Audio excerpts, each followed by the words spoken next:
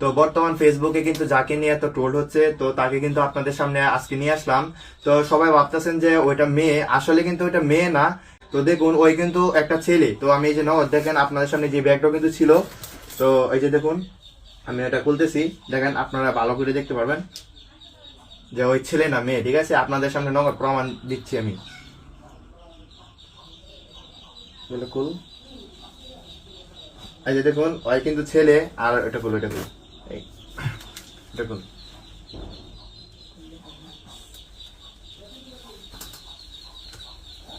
তো এই যে খুল, এগুলো খুল। তো গাইস এই যে আপনারা দেখতে পাচ্ছেন ওই কিন্তু একটা ছেলে। তো কিছু বল। তো আমি তো ছেলে, আমি মেয়ে, সেই যে ভিডিওটা করছিলাম। তো আমাদের এই বিষয়টা নিয়ে বর্তমানে মানে অনেক বড় বড় চ্যানেল থেকে মানে নিউজ করা হচ্ছে, মানে অনেক বড় বড় কি বলবো পুরো বাংলাদেশে ছড়াই গেছে এই বিষয়টা নিয়ে, যে ওইটা একটা ছেলে ছিল, মেয়ে ছিল, ওকে আমরা মানে ওপেনলি কোনো ইয়ে করছি। আসলে কিন্তু এই কাজটা করা আমাদের জন্য অনেকটা অনেকটা ভুল হয়েছে। ছোট ভাই হিসাবে সবার কাছে ক্ষমা চাইতেছে, আমাকে মাফ করে দিবেন। আমি নেক্সট টাইমে আর কখনো আমার জীবনে এইরকম টাইপের কোনো ভিডিও করব না।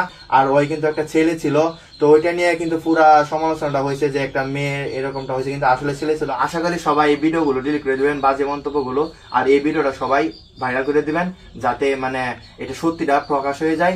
আর সবাই আমাকে মাফ করে দিবেন, নেক্সট টাইম আর কখনো এরকম ভুল আর জীবনে করবো না। সবাই ভালো থাকবেন, সুস্থ থাকবেন। আসসালামু আলাইকুম।